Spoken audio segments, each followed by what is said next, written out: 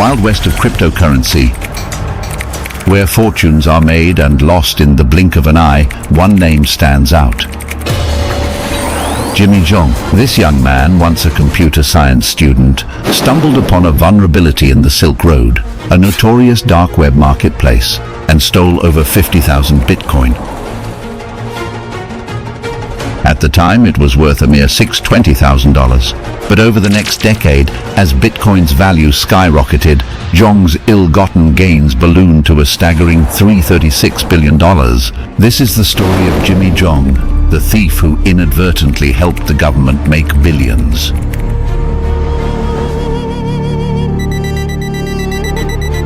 Early life of Jimmy Zhong. Jimmy Zhong was born in 1990 in Gainesville, Georgia. His parents were immigrants from China. His childhood was seemingly unremarkable. Jimmy had no friends. He attended local schools and maintained a relatively normal life. In 2008, he enrolled at the University of Georgia, majoring in computer science. Jimmy was a brilliant student but kept to himself. He was passionate about technology and always seemed to be tinkering with something. He never really hung out outside of class because he was bullied for being fat, ugly, and weird. He was punched on several occasions and humiliated publicly. While at university, Jimmy's interest in cryptocurrency emerged. He was captivated by the decentralized nature of Bitcoin and its potential to revolutionize the world. By 2011, he had begun mining Bitcoin, acquiring a small amount of the digital currency. However, Zhong also struggled with personal issues. He reportedly battled alcohol abuse and experimented with drugs like cocaine. These struggles may have contributed to his later decisions. It's a story of intelligence, opportunity, and potential, but also of personal struggles and a growing fascination with the developing world of cryptocurrency. This combination ultimately led him down a path that would change his life forever. Before the Silk Road heist.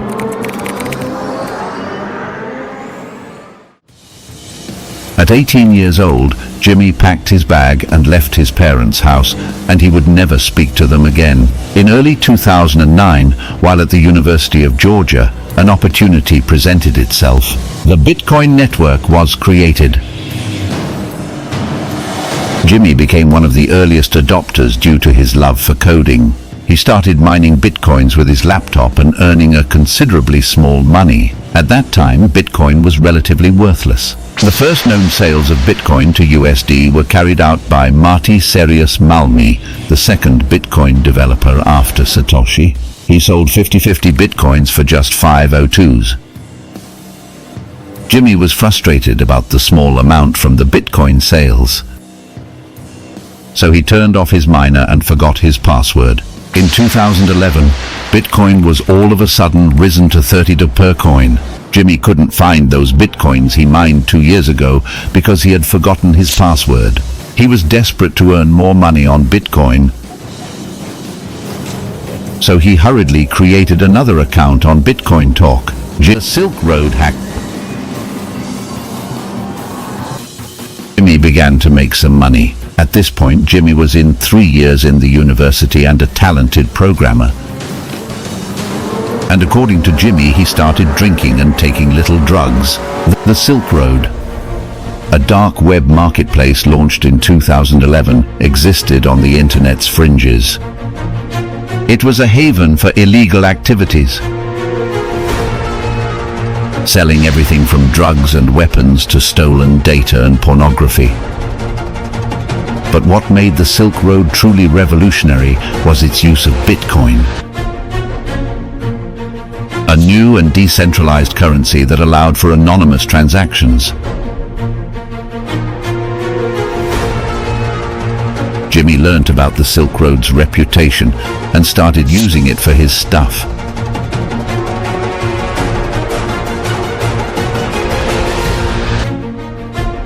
But after several transactions with Silk Road, Jimmy withdrew his remaining Bitcoins from the Sitza. And the hack happened accidentally. Jimmy accidentally double-clicked on the withdrawal button, and both withdrawals were successful. He got double the Bitcoins he withdrew. Jimmy had just discovered a vulnerability in the Silk Road's code that no one else knew about. He was able to exploit this vulnerability to steal over 50,000 Bitcoin. It was a relatively small amount then, but it was enough to change Zhong's life forever. With his embarked on a lavish lifestyle, with his newfound wealth, he lived the life of a high roller, oblivious that law enforcement agencies were closing in on him. From the IRS CI agent, they chased leads and worked around the clock to crack this case for years.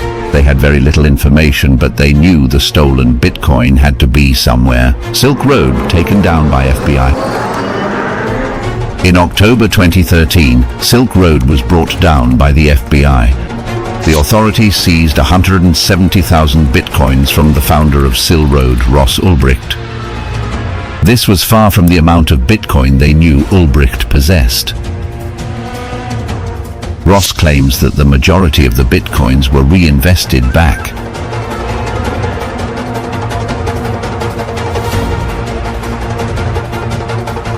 But the FBI was not satisfied, and they wanted the rest of the proceeds. The FBI got a copy of the database of Silk Road, which was how it was discovered that more than 50,000 Bitcoins were stolen from the Silk Road. Of course, the theft was never reported by Silk Road. The feds started to trace the blockchain to see if they could see the wallet where Jimmy transferred the Bitcoins, and if he sent any to an exchanger to change for dollars, but without success, as Jimmy was one step ahead of them until 2019.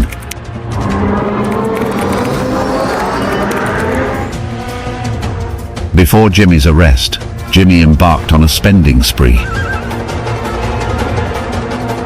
He got multiple Lamborghinis, boats and jet skis, spent thousands of dollars chartering yachts and private jets, hosting friends at five-star hotels and giving huge cash and gifts to friends. Jimmy also spent money on clubs, drinks and drugs. Jimmy still never had real friends. It was just too good to be friends with Jimmy because of what you can get. He never had a relationship and tried to impress women with money. He sometimes moves with cash in a briefcase to impress women, but fails to have a girlfriend. He said he never had sex unless the one time he paid for it. The mistakes that led to his arrest.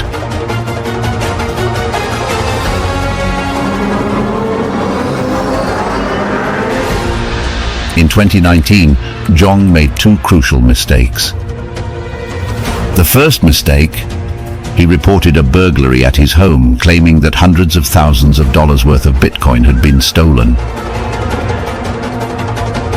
He called 911 and told them that he came home to see his bedroom window broken. If you had an approximate amount to say the total value was for the money? Probably close to $400,000. The thief had taken the briefcase loaded with cash of $400,000 and a drive loaded with about $600,000 worth of Bitcoins. The second mistake, he transferred a small amount of stolen Bitcoin to a cryptocurrency exchange that followed Know Your Customer rules, KYC. This triggered an investigation that led the IRS CI to Zhong and his hidden trove of Bitcoin. The IRS's Criminal Investigation Division then tracked him down. The raid of Jimmy's house.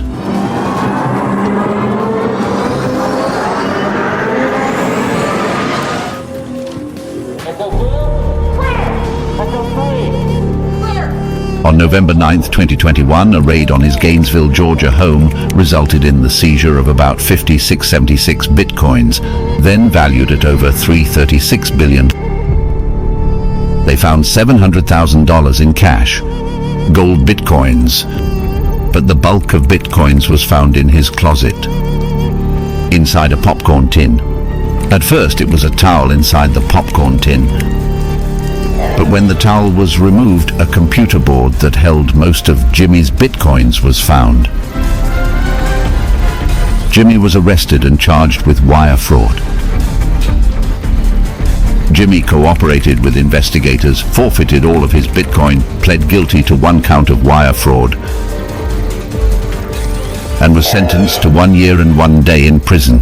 The big question is, did Jimmy Zhong hurt the government? According to Jimmy Zhong's attorney, Michael Bachner, in a CNBC interview, the government has not been hurt whatsoever by Jimmy's conduct. If Jimmy had not stolen the coins, and the government had, in fact, seized them from... If Jimmy hadn't stolen those coins and the government had seized them from Ulbricht, they would have sold them 2 years later in 2014. They would have sold them 2 years later in 2014, as they did with other coins. As they did with other coins, and would have gotten $320 a coin, or made somewhere about 14 million. Now, as a result of Jimmy having them, as a result of Jimmy having them, the government has gotten a $3 billion profit. The government has made a $336 billion profit. While Zhong's story is undoubtedly one of greed and deception, it also inadvertently helped the government to make billions of dollars. The Bitcoin that he stole was later used to fund a variety of law enforcement initiatives, including the fight against cybercrime. The twist: